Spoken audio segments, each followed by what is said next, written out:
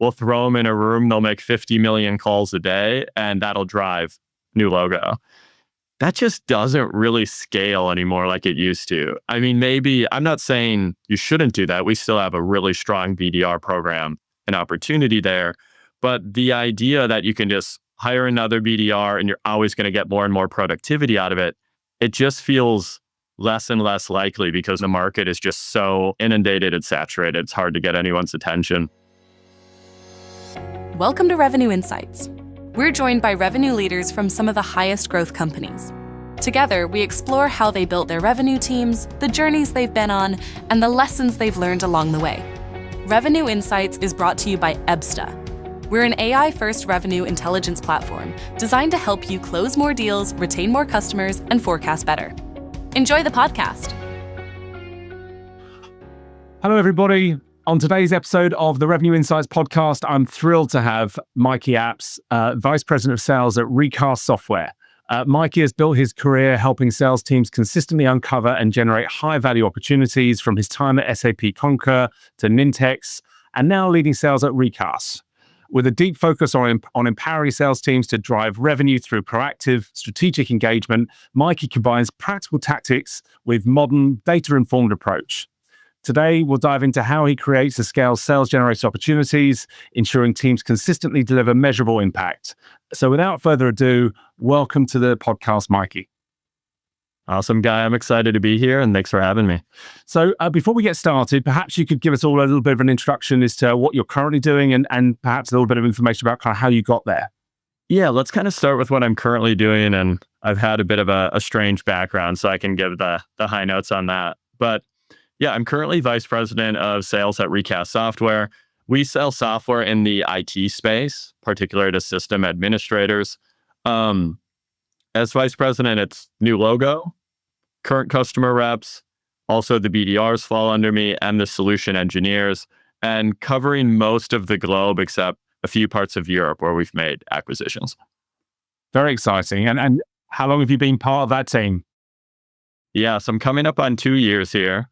A lot of movement really quick, which is crazy, but it's also something, I really enjoy. Excellent. And tell us a bit about how you got there. What were you doing in your last role? Yeah, I mean, I guess kind of starting at the beginning back in the day, I actually originally went to law school and I worked in patent litigation at sort of a larger firm. Kind of very quickly realized like that wasn't the path for me. I think kind of like maybe a lot of salespeople, I thought the law would just be me kind of in court giving arguments and speeches.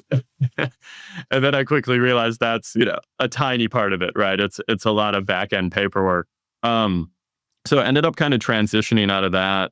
And really, I guess what I would call my first kind of sales role was I got into a space called litigation finance. And really, litigation finance is calling legal cases like an asset. So basically, Guy, let's say you were going to sue me, but you needed $1 million to sue me. But if you won, you'd win 20 million bucks. Well, maybe you don't have $1 million. So then what you do is you can go to a hedge fund, a private equity group, a wealthy individual and say, hey, I've got a good case here. If you guys pay the $1 million, when I win the 20 million, you guys can take 10 million. So I would broker between different finance groups and then people that had cases that needed funding. And so it's really true sales, right? I had to talk to finance groups about what this even was, talk to lawyers and plaintiffs and say, hey, you got a good case, and then bring the two together. And that was kind of my intro to sales. And I was just doing it on my own. So I learned a lot kind of making it up as I go. Wow. I mean, that's a fascinating market to be in. I'm sure you've got plenty of stories of court cases that went really well and perhaps others that didn't. Yes, absolutely. Right. Like, as you know, the cases can go in any direction. And I guess as we know in the software sales world, timing matters a lot.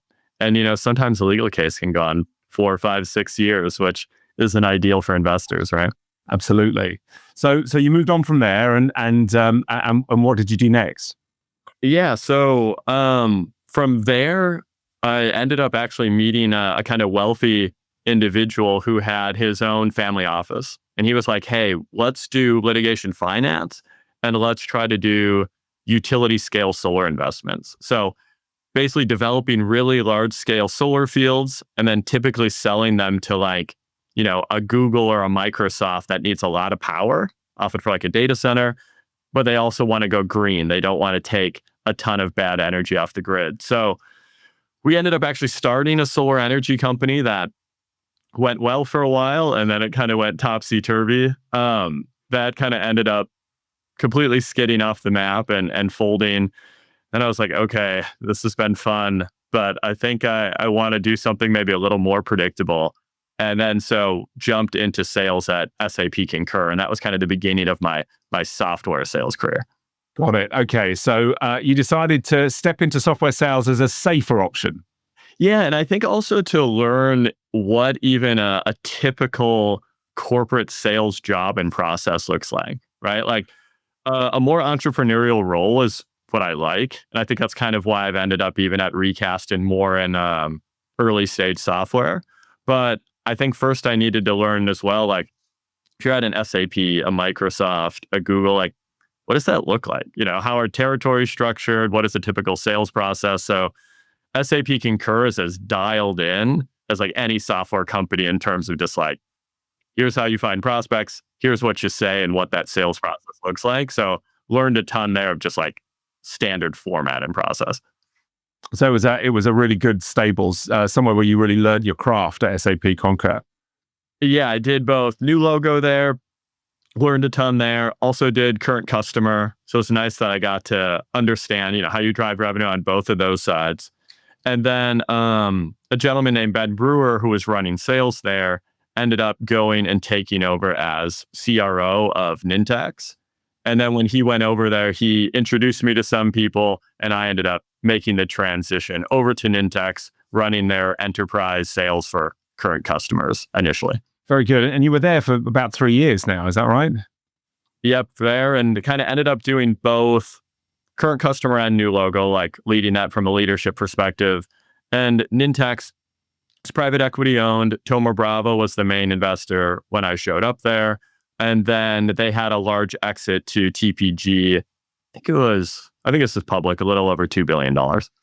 Very good. Well, that's another notch on your resume. Getting being part of a team that's achieved such a big exit. That's fantastic. And is that when you moved to Recast? Yeah. So soon, kind of after that, I'm sure there's a lot of people on this line knows, big exit, big investors, and there was a lot of change, right? Most of the C-suite changed, a lot of the different structures changed. My boss at Nintex was a gentleman named Phil Long. He went and took over as CRO of Recast Software I am today. Initially, he was running marketing, sales, NCS. That's changed a little bit as we've grown. And then he brought me over to do my current role running sales here. There's definitely a theme here, which is, find really good leaders and then follow them around from one place to the next. For me, probably the number one thing, if I really think about it, and I was talking to a gentleman I work with the other day as kind of a executive coach, and he was asking me to rank like different things, like, what do you sell?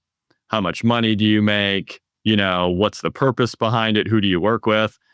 And I really thought about it for a long time. It wasn't something I'd really ordered. And I think when I really broke it down, the number one thing for me is who do I work with? Like that's the thing I've learned over all these things. Like even if you're selling the best product and making a bunch of money, like if you don't gel and fit with the people you work with, like it's probably going to be pretty brutal day in and day out. So for me, that's always number one. Yeah, no, I absolutely agree. And look, those that have followed the podcast will know that we've recently become, Abts has recently become part of Fullcast. And one of the big drivers for me in joining that leadership team was the caliber of the people that we get the opportunity to work with. It's in a bootstrap business, it's always very difficult to surround yourself with world leaders. But when you get the opportunity to work with with people that have just been there, seen it, done it, that are able to, and also really good people, it just inspires you to get up every morning, and it helps you to work towards really big goals, I think. Yeah, I completely agree. And Nintex was a big acquisition company. Sounds like obviously you're in the middle of it. And I feel like we saw a lot of the good, bad, and the ugly, right? Of some acquisitions went amazing, somewhere in between. And I think so much of it was was there a symbiosis in the people and the cultures? Because every company is pretty different. But when you find that fit, it can really be exponential. Yeah, no, I agree. Absolutely agree. Right, let's jump into your area of expertise. We're seeing more and more of this in the market where driving sales-generated opportunities is becoming more and more of a challenge for front office teams. So can you walk us through your playbook or processes for consistently identifying and creating and converting these opportunities? Yeah, I think so. I think we should maybe think about, obviously new logo and then the current customer side of the business. I guess it's just a little asterisk. I'm a big believer in separating those two. I'm not a big fan of reps with dual roles, which we could talk about. But, starting with the new logo piece, I think a lot of people on here will feel this way, and I'm sure, Guy, you do as well, is, when you look at software initially in the early days, Salesforce really created a lot of the model where they were like, hey, we'll hire a bunch of BDRs, we'll throw them in a room, they'll make 50 million calls a day, and that'll drive new logo. That just doesn't really scale anymore like it used to. I mean, maybe, I'm not saying you shouldn't do that. We still have a really strong BDR program and opportunity there. But the idea that you can just hire another BDR and you're always going to get more and more productivity out of it, it just feels less and less likely because one, the market is just so inundated and saturated. It's hard to get anyone's attention. I mean, who's really even answering phone calls that much? Who's answering these emails? Again, there's important work there, but I think you got to be a little bit more strategic about it than that. So when I think about new logo, there's really kind of a few cores I always think about. Is one, ideally, I'm a big fan of creating some sort of freemium or community model or usage, right? Just to get people in the door and using, and then also really trying to bring them a lot of value on the front end. I think sometimes when people deliver a freemium model, they are afraid of giving away too much. But in my opinion, the more people you can get on it, the better, that are using it the longer. And then you'll really start to grow a community and people that are getting immense value that you can convert.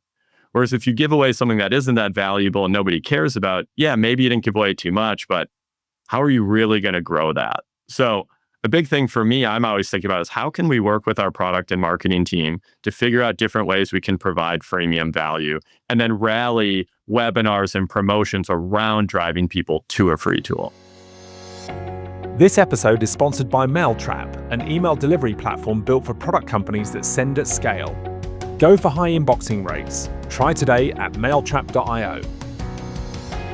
I really like that. Where it's possible, of course, you always want to find a way of giving before you get. And I think for some businesses, it's a freemium model or a free trial experience. The challenge as you move up to mid-market and beyond is that a lot of organizations have got things kind of locked down. And more of the technology that's out there needs to plug into what you've already got. And that can be a real barrier. And so, and sometimes actually getting the customer to pay isn't the hardest thing on the list, right? You've got to get through legal and security and privacy and implementation and change management and. So, but I think the product is only one thing that you can give away. We've done a really my marketing team have done a great job this year, really expanding out our footprint with our benchmark reports. So now it seems to be really popular. I think we've had over 3,000 companies now download the report.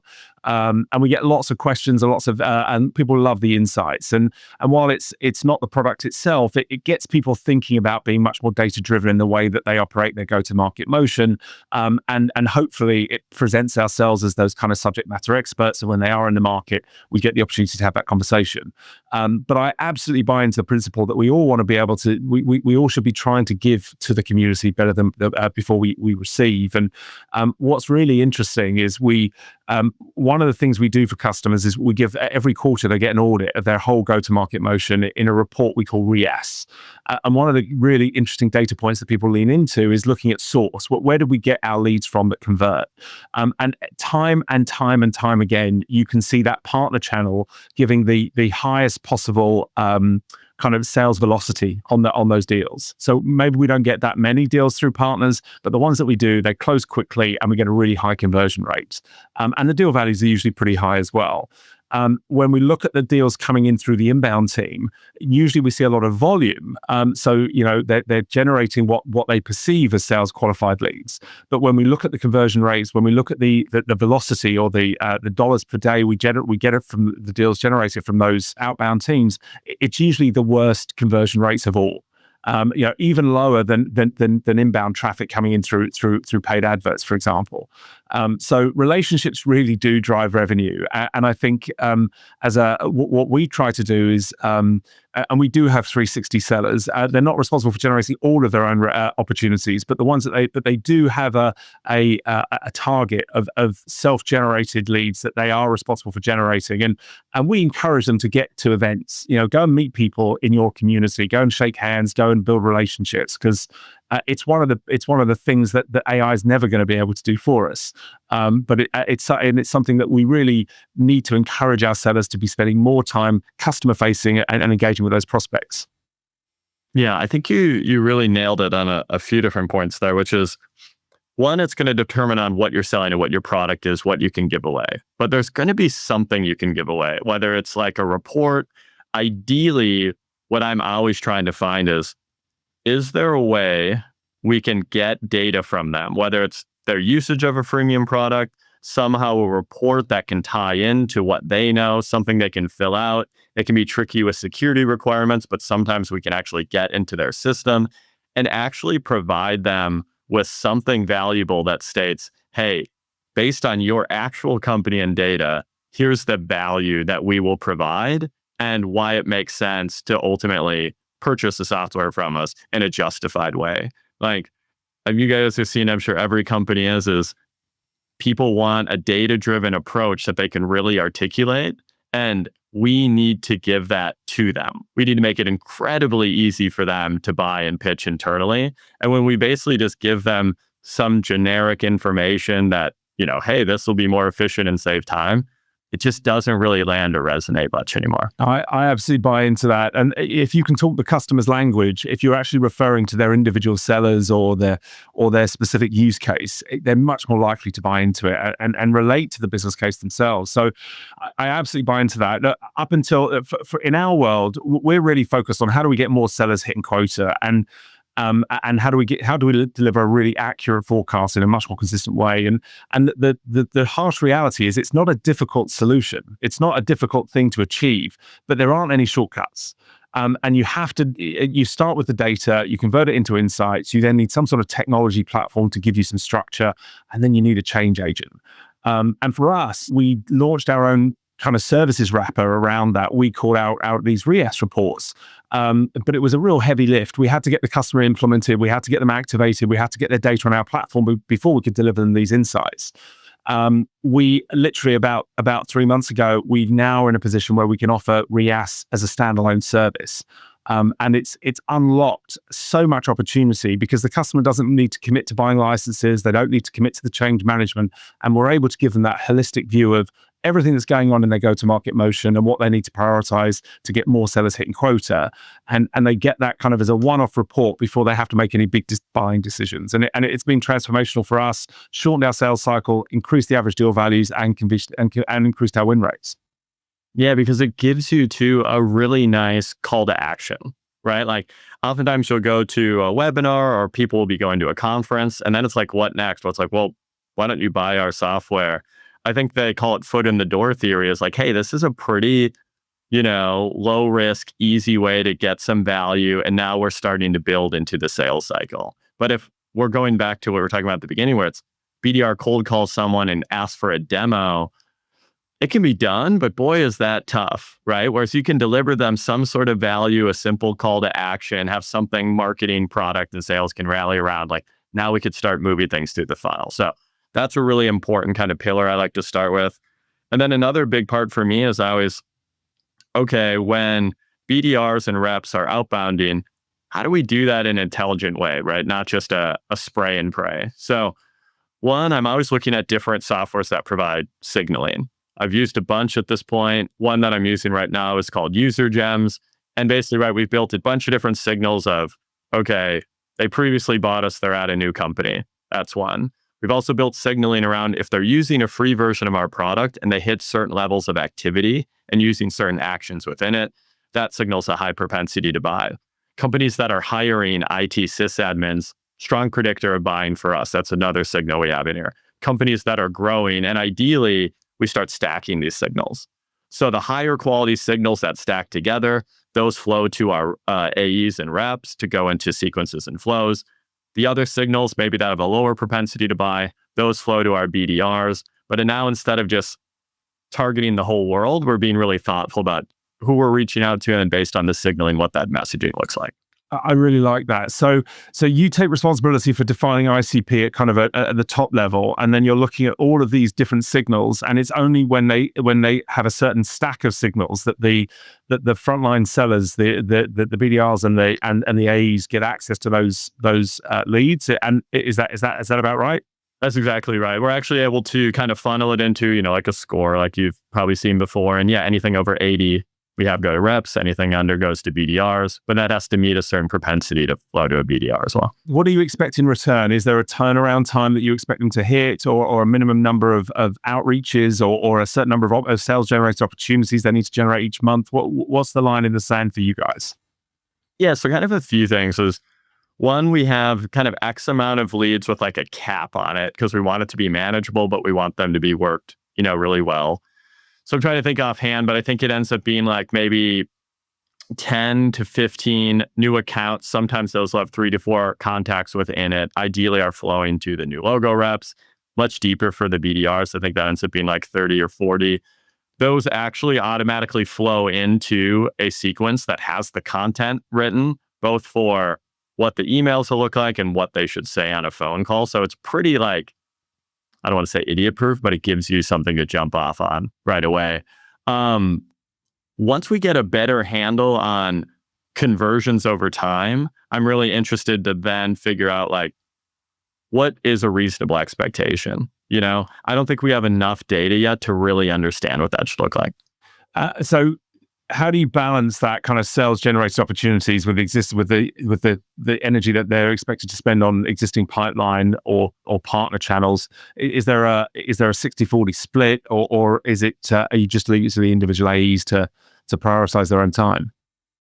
Yeah, I mean, outside of capping the amount of leads, because when we added up both how many leads they'll get each week and then how many phone calls that looks like, we're like, all right, this seems like a reasonable expectation, but not overloading them.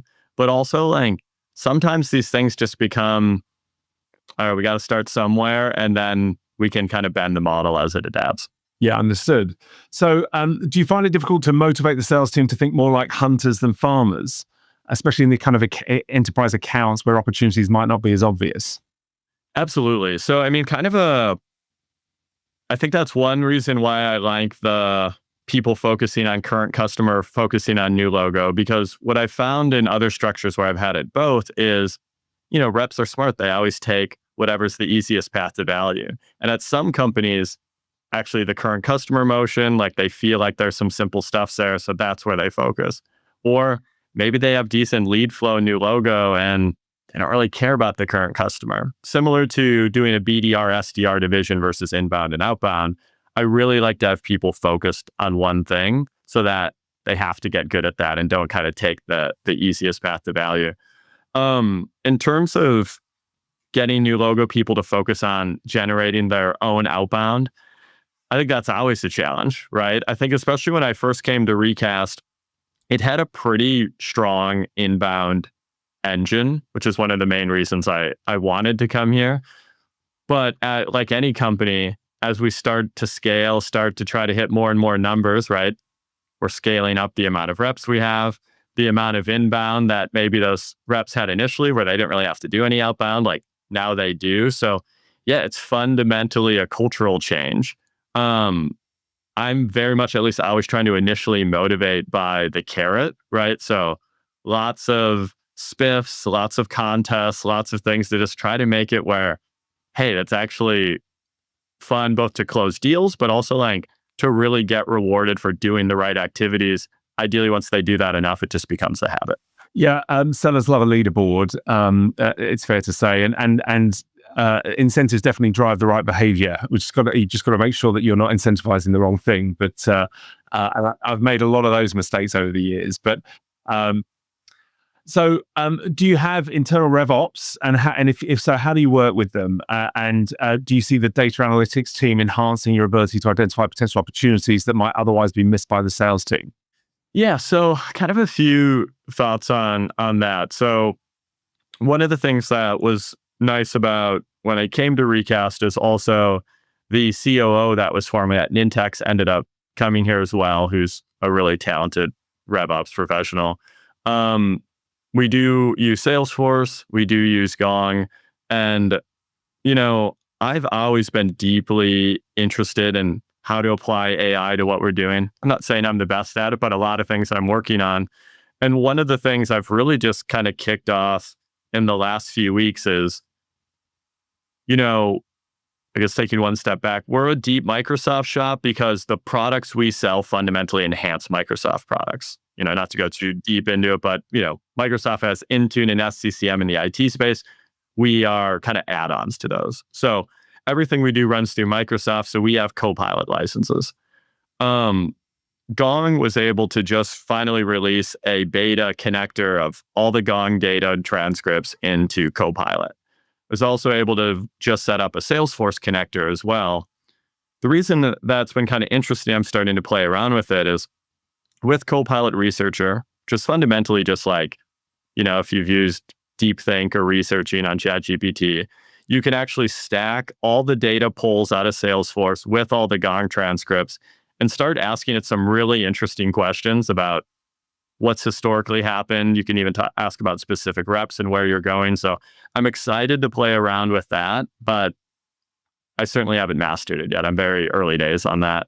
In general, in terms of data, the thing to me about AI, there's so many use cases, but it's more like there's so much data in the world. Finally, there's some way to start sorting through it. Maybe not perfectly, but if you're someone like me moving really, really fast. So I feel like I'm still just scratching the surface on what can be done. Yeah, I've been playing around with some different agents, and every time I create one, I need to split it into more than one, and we end up playing around with it. I think that there's a concern, I suppose, if we allow the sellers to get too into that, and again, it's another distraction from being customer facing. So, do you allow your sellers to have access to and play with these AI models and agents, or is it really something that you define and then kind of give to them once it's at that stage? Yeah, great question. So kind of a couple different things is from the sort of high level of like Copilot integrating with Gong and Salesforce. Right now, that's just something I'm doing with the leaders. Maybe someday that'll change, but again, I don't want them to go too those things. But in terms of a sales process perspective, we do use ChatGPT. We have licenses for the sellers. We also have licenses for a lot of our sellers to use Gamma. I don't know if you ever use Gamma to create PowerPoint decks, but it's a fantastic product. You can actually build your own branding into it. And something, I really like to do is, turn off all the training like for the reps. So it's not training the models, try to keep all the data as private as possible. But you can flow in the transcripts from sales cycles, have that create the content for PowerPoint decks. You can then copy and paste that content into Gamma, and it'll spit out a pretty beautiful presentation in your branding instantly. And you can create a really nice sales process from intro to demo to close that looks really good. It's pretty dialed in. Yeah, I'm just making a note of that. I spend my life building decks, so knowing that there's an AI out there that can do it for me is definitely something I'm going to look into. So appreciate that. You will love it because I'm a deck guy, like just decks all the time. And I used a lot of the different tools out there and they were just frustrating. Gamma, I'm a big fan on. I think you'll get it right away. Excellent. Oh, I can't wait. That's really good to hear. Okay, so we allow the reps access to ChatGPT and so on, but we don't allow it to kind of gather the information. And it sounds like you're limiting the leadership data, the AI tools that you're working to, just to the leadership team.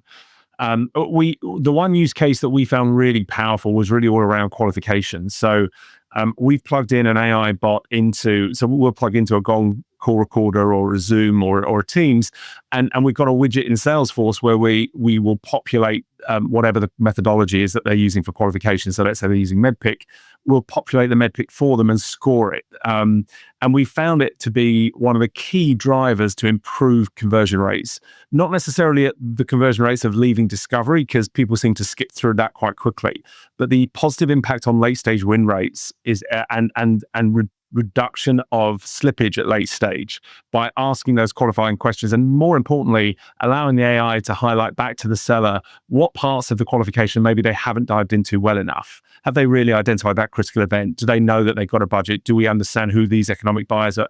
Who's going to be in the buying committee? And when the AI is prompting the seller and not allowing them to leave that discovery phase until those questions are answered, we've seen that have a big impact on consistency, on qualification, and ultimately lead to better win rates and shorter sales cycles down the road. So I think there's some really interesting kind of single purpose AI models that you can use that can be really powerful for the sellers. And it doesn't need to be all singing, all dancing, but it can take away some of the real admin burden on the seller and give the leadership team a lot more visibility as to actually what's been going on and where the seller might need some training. That's super interesting to me. So just even thinking about that, I guess, how does it inform the seller? Like, where are they getting this information from? So let's say you had MEDPIC. I assume it's then looking at the transcripts of the different calls. Is it in Salesforce? Is it emailing them afterwards and being like, you should have done this? Like, how does that, I guess, work? So, first of all, I think we're unique in the fact that when we onboard a customer, we can go through the last year's worth of call recordings and associated calls to deals that closed, won, and lost. So what we're looking for is how well or badly are certain sellers qualifying and what impacts that having on outcomes for over the previous 12 months. And that helps to train the model.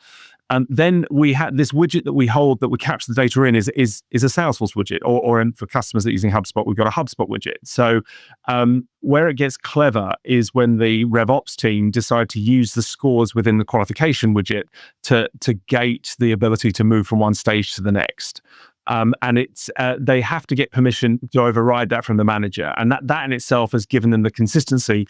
And you only need a couple of, you finished your phone call, you get a green thumbs up, you're allowed to lead discovery. Fantastic. You only need a couple of red thumbs down before you actually change the way you do your discovery, and because you kind of crave that green thumbs up because you want to move forward.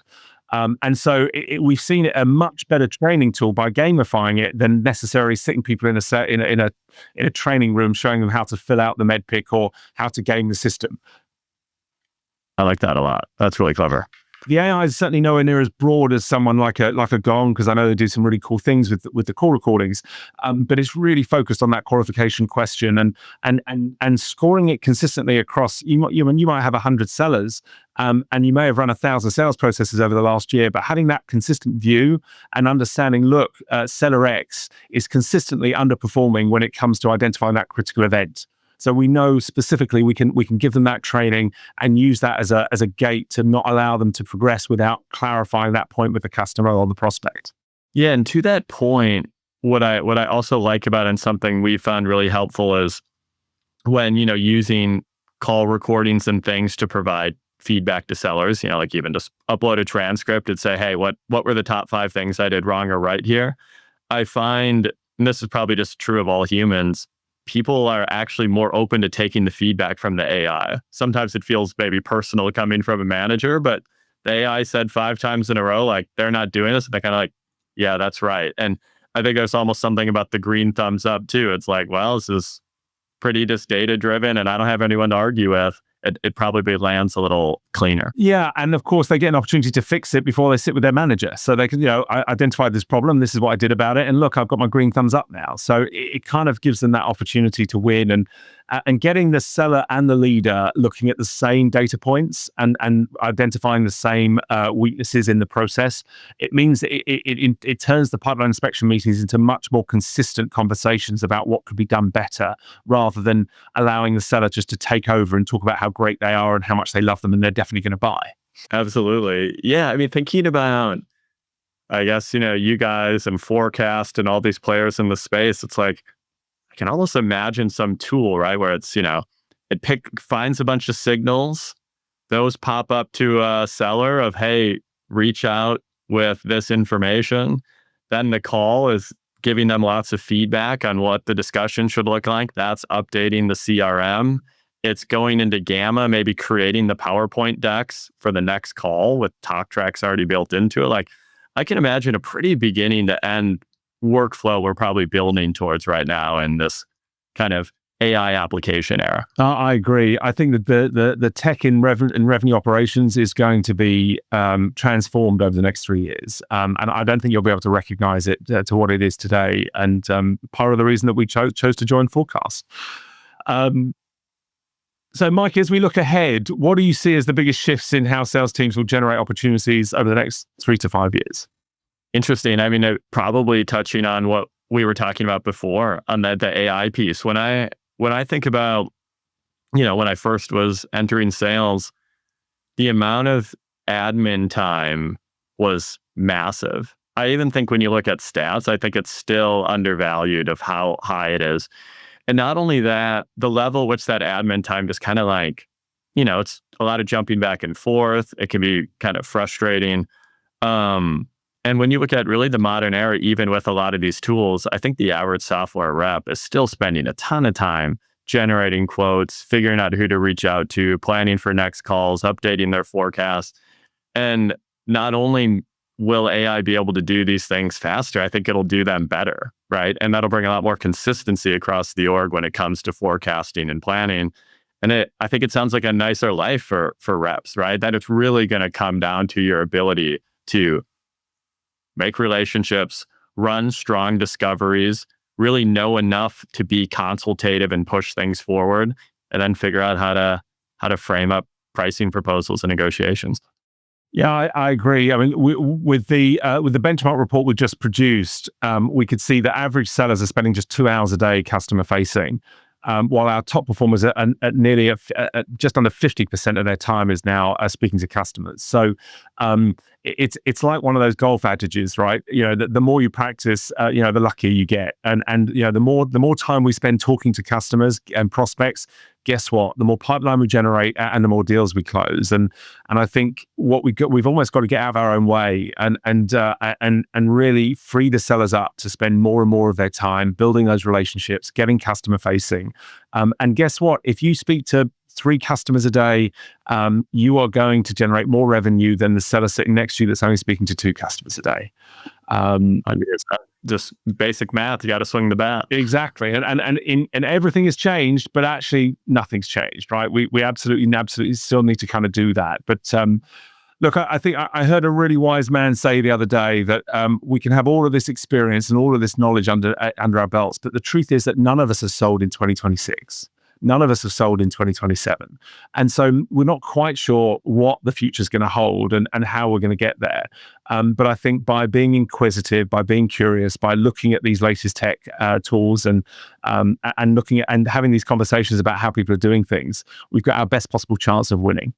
I completely agree. And, maybe I'm slightly biased on this, but I think there's so much exciting stuff in the more early stage companies. It's a part I've really enjoyed working on because it's always challenging, but it's always pressing you to come up with new ideas.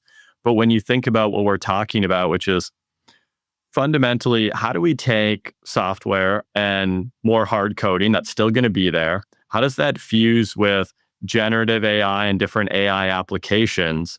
And once people really figure out how to dial in those use cases with humans in the loop, I think you're going to see most businesses transformed. I'm really bullish on the next 5 to 10 years for people who are in this space. Like, I think there's so many applications that are yet to be uncovered, and it's going to completely transform the way a lot of these companies operate. I think people aren't even aware of how transformative it's going to be. Yeah, I absolutely buy into that. I think the way people buy, the way people sell is going to change in so many ways. But ultimately, if your activity levels are high, if you're engaging with customers and prospects more than your peers, you will win more than your peers. 100%. Well, listen, Mikey, I've really enjoyed our conversation. I can't believe how fast the time has gone. But if anyone in the community wants to reach out to you and connect, how would they do that? Yeah, best way is on LinkedIn. Mikey Abts, Mikey, last name Abts, kind of a weird spelling. Fantastic. Well, I'm sure they'll reach out to you, and if they mention the podcast, I'm sure you'll be happy to accept their invites. So thank you so much for all your time today and all of your insights. Really enjoyed the conversation, and good luck with the future. Awesome. Thanks so much, Guy. Thank you. Great to connect. Thanks for listening to Revenue Insights from Ebsta. If you want to learn more from some of the brightest minds on how to predictably and efficiently grow revenue, then subscribe to our newsletter. We'll deliver actionable insights straight to your inbox. Go to ebsta.com/newsletter. See you soon.